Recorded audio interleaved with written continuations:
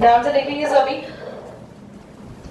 Class मैंने आपको ये समझाया था, सुनो, कोई भी रिएक्शन आपके सामने लिखी है तो हम सबसे पहले उसका रेट कैसे डिफाइन करते हैं, रेट कैसे लिखते हैं। फॉर एग्जाम्पल अगर आपके सामने एक रिएक्शन लिखी है A प्लस BB,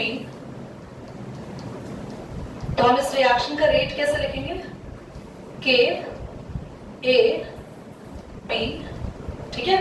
अब मान लो यहां पर मैं लेट्स सपोज मैं लिख रही हूं 2A और 3B,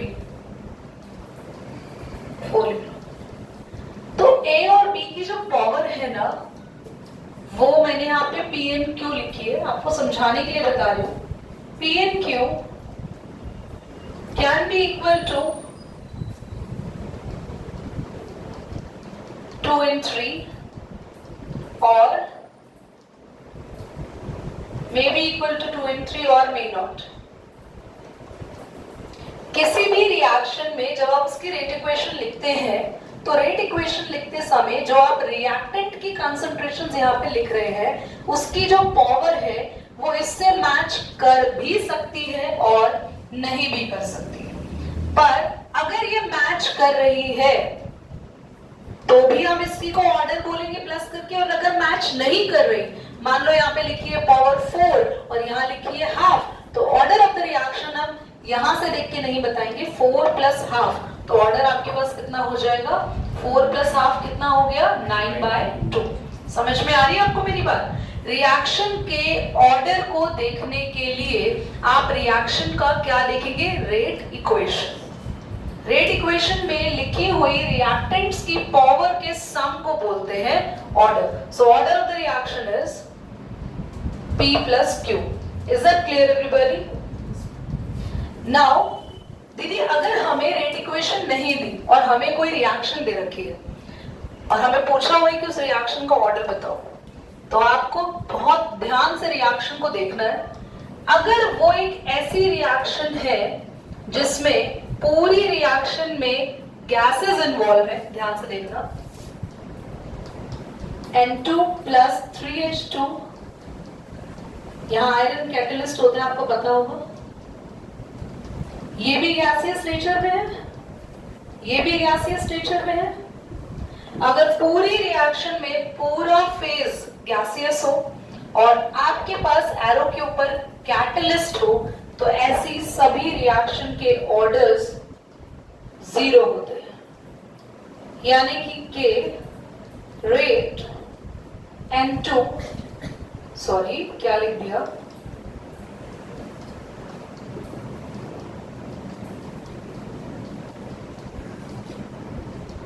क्वेश्चन आपके दिमाग में आ रहा होगा क्यों, तो मैं उसको भी एक्सप्लेन करने वाली हूँ। पर इसके अलावा आपको गैसियस फेज के अलावा कोई भी रिएक्शन दी हो और रेट इक्वेशन उसका ना पता हो, तो ऑर्डर कैसे पता लगाएंगे, बस जो भी ऊपर नंबर्स है उन्हें ऐड करके लिख देना। पर अगर आपको रिएक्शन भी दी हो और रेट इक्वेशन भी दी हो, तो किस में से देखेंगे ऑर्डर के लिए, हम रेट इक्वेशन को देखना। क्या आप सभी को इतनी बातें समझ में आ गई? ठीक है। नाउ अब समझते हैं एक जीरो ऑर्डर रिएक्शन कैसे बनती है। मतलब कहना क्या चाह रहे हैं कि यार आप तो ये कहना चाह रहे हो दीदी यहाँ पे कि हमारा मतलब ही नहीं है कि N2 और H2 कितना भी ले रखा हो, रिएक्शन का ऑर्डर हमेशा 0 होगा। मतलब रिएक्शन पूरी तरीके से इन दोनों पे डिपेंड ही नहीं कर रही है। रिएक्शन को मतलब ही नहीं है कि N2 कितना लिया है, या रिएक्शन को मतलब ही नहीं है H2 कितना लिया है। इसका यही मतलब होता है, जीरो ऑर्डर का मतलब है कि रिएक्शन रिएक्टेंट्स के कंसंट्रेशन पे डिपेंड कर ही नहीं रही है। इनकी कंसंट्रेशन की पावर तो हम ऑलरेडी क्या लिख चुके हैं, 0 लिख चुके हैं। तो क्या ऐसा यहाँ पर इंपॉर्टेंट रोल कौन प्ले कर रहा है और रिएक्शन पूरी तरीके से किस पे डिपेंड कर रहे हैं। तो बच्चों इस तरीके की गैसियस फेज रिएक्शन जो किसी सॉलिड कैटलिस्ट के वजह से होती है, वो हमेशा कैटलिस्ट पे डिपेंड करती है। क्यों और कैसे, बहुत ध्यान से सुनना।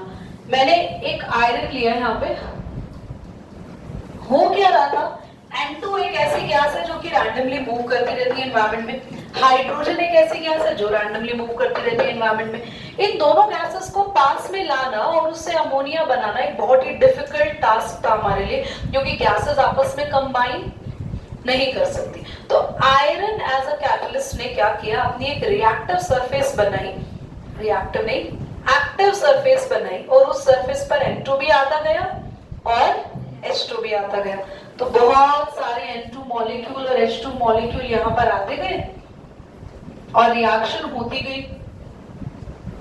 कुछ शुरू में तो रिएक्शन को देख के लगा कि भैया ये तो फर्स्ट ऑर्डर या सेकंड ऑर्डर या फोर्थ ऑर्डर की रिएक्शन है। शुरू में तो बहुत अच्छा लग रहा था कि इन्हीं दोनों पे रिएक्शन डिपेंड कर रही थी, पर जैसे जैसे हम लोगों ने नाइट्रोजन और हाइड्रोजन की कंसंट्रेशन को बढ़ाने की कोशिश की और जब इतनी बढ़ गई कि पूरी आयरन का सरफेस जो है वो कवर अप हो गया, तो रियलाइज हुआ कि अभी तक हम जो सोच रहे थे वो सब झूठ था। रिएक्शन N2 और H2 पे डिपेंड नहीं कर रही, बल्कि आयरन का सरफेस कितना बड़ा है उस पे डिपेंड हो रही है, क्योंकि अब यहाँ पे जितने मॉलिक्यूल आयरन की सरफेस पे चिपके हुए थे, एक्टिव साइट के टच में थे, वो तो आपस में कंबाइन होकर अमोनिया बना चुके थे, पर जो इसके आसपास मंडरा रहे थे, हमने कंसंट्रेशन तो काफी बढ़ा दी थी, उनसे अमोनिया बन ही नहीं पा रहा था। तो रिएक्शन को ध्यान से देखने पे ये रियलाइज हुआ कि पूरी की पूरी रिएक्शन का सिस्टम डिपेंड है आयरन के सरफेस पे। जितना बड़ा कैटलिस्ट उतने ज्यादा N2NH2 मॉलिक्यूल उसके ऊपर, उतना जल्दी आपका बनेगा अमोनिया। तो रिएक्शन बिल्कुल भी डिपेंड नहीं है नाइट्रोजन और हाइड्रोजन पे, और इस तरीके की रिएक्शन को बोलते हैं which is favouring which order, zero order. समझ में आया? पक्का? अगर रिएक्शन अगर डिकम्पोजिशन में होती है तो भी डिकम्पोजिशन के लिए अगर वो गैसियस फेज में है, so it must require the active site catalyst. ठीक है, तो वो चाहे डिकम्पोजिशन हो, चाहे वो कॉम्बिनेशन हो, चाहे वो डबल डिस्प्लेसमेंट हो, चाहे वो डिस्प्रपोर्शनेशन हो या वो डिस्प्लेसमेंट हो, what kind of the reaction is it, with the mention you have to yourself mention in your mind the phase of the reaction. If it is in the gaseous form, the catalyst in the solid, so ultimately the result will be the zero order. Clear? चलो note करो ये सभी। अच्छा, कुछ reactions fraction में भी होती है, ध्यान से देखो।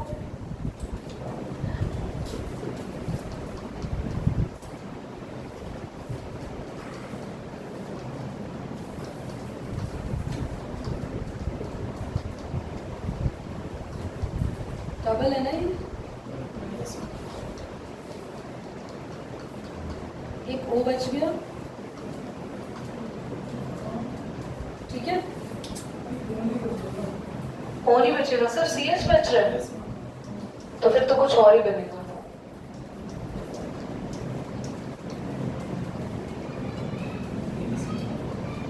CH3 नहीं बनेगा, क्या बनेगा?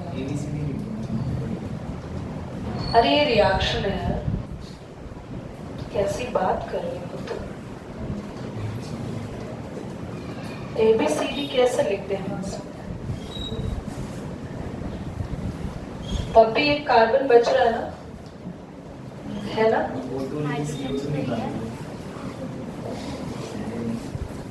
कुछ नहीं, ऐसे थोड़ी ना, मैंने देखी थी रिएक्शन, मेरे माइंड में नहीं आई। दिस इज नॉट एक्चुअली, नहीं, कुछ रेयर ऐसे एग्जांपल्स होते हैं जो हिट नहीं करते हैं कभी कभी, और कभी कभी ही इस्तेमाल में आता है। सब कुछ ही गलत है। फ्रैक्शन का एग्जांपल है POP। वेरी गुड, बहुत अच्छी बात है, आप अच्छी बातें करते हैं कभी कभी। गुड, इस रिएक्शन को ध्यान से देखो, इसको ऑर्डर बताओ।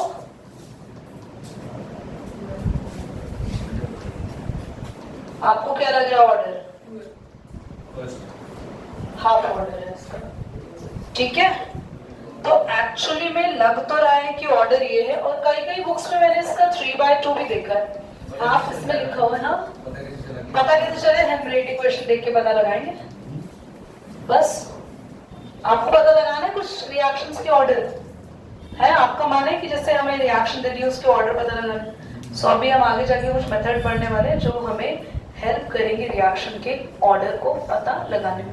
फिर भी पूरा चैप्टर पढ़ने के बाद तुम्हारी बुक में ऐसा कोई क्लियर मेथड नहीं कि आप रिएक्शन देख के उसके ऑर्डर को पता लगा सके, क्योंकि जो मेथड आपको पढ़ाए जा रहे हैं वो मेथड्स, मैं बोलूं कि थियोरेटिकल मेथड्स हैं, न्यूमेरिकल बेस्ड मेथड्स है, कुछ डेटा उसके लिए चाहिए होता है, तब जाके आप ऑर्डर पता लगा सकते हो. But by just seeing the reaction you just can not able to जज the order of the reaction until or unless something is given to you. Okay, so higher classes में भी हमने majority of reaction को देख के उसके orders को पता नहीं लगा है, but reaction को देख के phases को पता लगा के, कभी-कभी ये पता लगाते हैं कि reaction को देख के कि हाँ वो चीज कितना % ऑफ प्रोडक्ट दे रही है. तो थोड़े से हायर लेवल पे जब केमिस्ट्री पढ़ते हैं तब आता है सिर्फ रिएक्शन देख के पता लगाना, बट अभी नहीं है आपकी क्लास में सच. अभी डेटा बेसिस पर है, न्यूमेरिकल बेसिस पर है. नोट करो सब कुछ.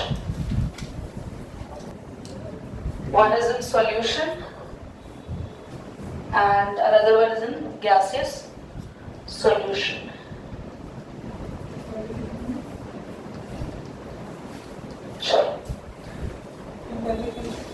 Solution phase बेटा, फिर gaseous solution.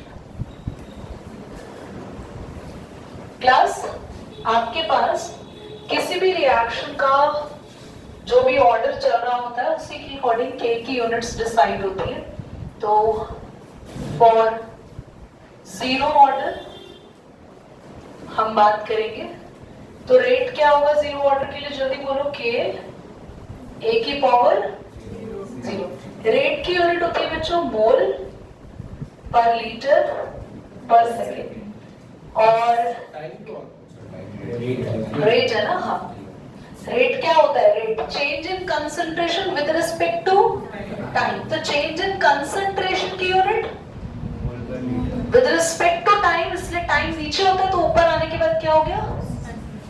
के की यूनिट तो निकालनी है, और ए होता है मोल पर.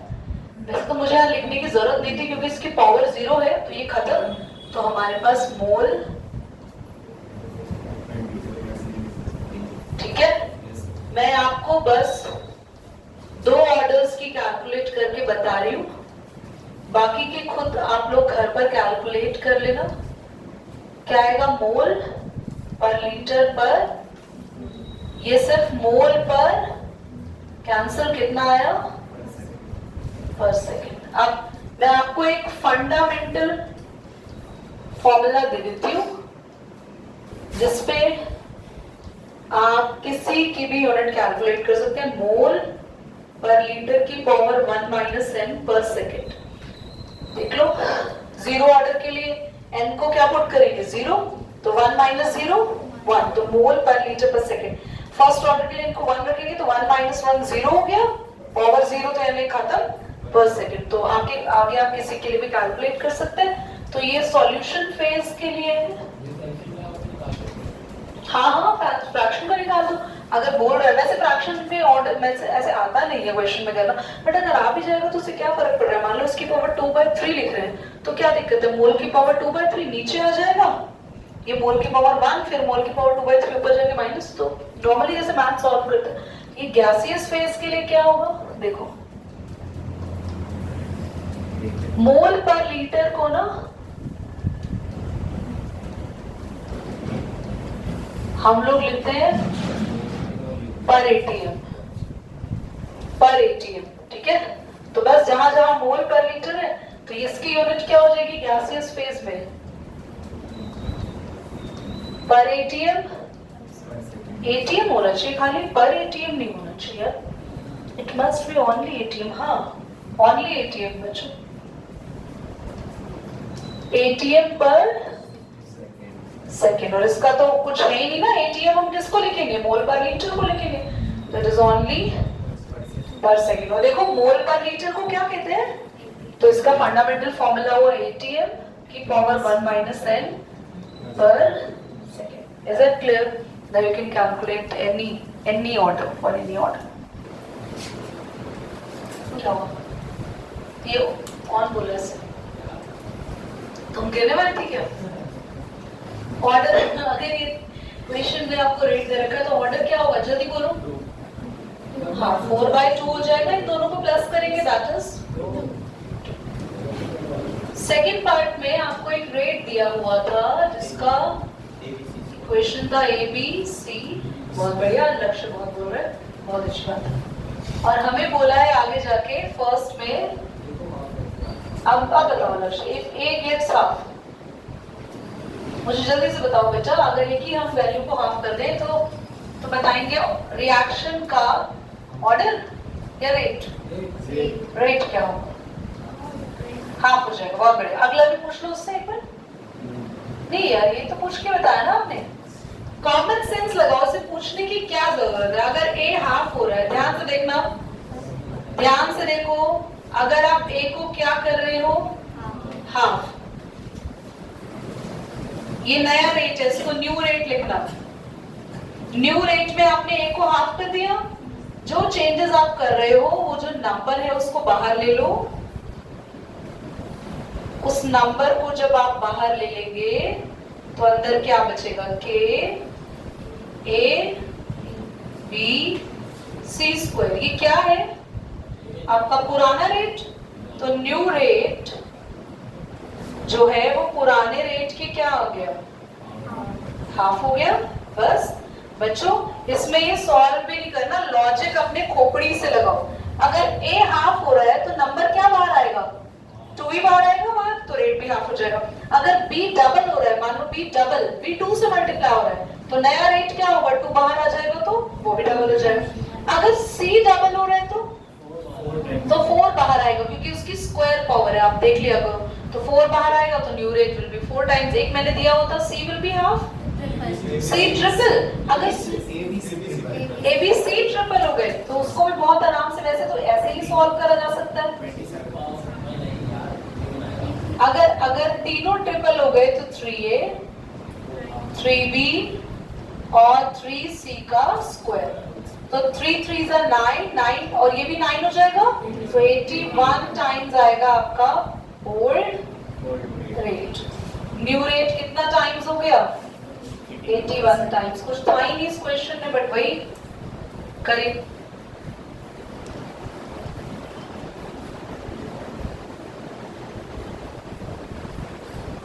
प्लस मॉलिक्यूलरिटी क्या होती है, देखो, suppose I am writing a reaction here, 2a plus 3b is equal to 4c. Why I am putting the brackets in? तो इस रिएक्शन का ऑर्डर जो है, ऑर्डर जो है p plus q can be 5, है ना, कैन बी 5 और कैन नॉट बी 5, है ना बच्चों। पर मॉलिक्यूलरिटी का मतलब क्या होता है, मॉलिक्यूलरिटी होती है नंबर ऑफ रिएक्टिंग स्पीशीज, मतलब कितनी स्पीशीज आपकी रिएक्ट कर रही है। तो कितनी कर रही है, जल्दी बोलो, 2 5, मतलब स्पीशीज के नंबर्स भी काउंट कर रहे हैं। So molecularity of the reaction is 5। कुछ केसेस में ऑर्डर और मॉलिक्यूलरिटी सेम होते हैं। कब सेम होते हैं, जब ये किससे मैच करें, आपके पावर से। कुछ केसेस में सेम नहीं भी होता है। बच्चों, थोड़ा सा इनके बीच में डीप कॉन्सेप्ट को समझते हैं। ऑर्डर क्या होता है, रेट ऑफ रिएक्शन या रेट इक्वेशन की लिखी हुई रिएक्टेंट्स की पावर को ऑर्डर कहते हैं। मॉलिक्यूलरिटी क्या है, रिएक्शन में जो भी स्पीशीज रिएक्ट कर रही है उनके टोटल नंबर्स को मॉलिक्यूलरिटी कहते हैं। ऑर्डर फ्रैक्शन में हो सकता है, हाँ, मॉलिक्यूलरिटी भी फ्रैक्शन में हो सकती है, हमने कभी कभी यहाँ फ्रैक्शंस देखे हैं ना।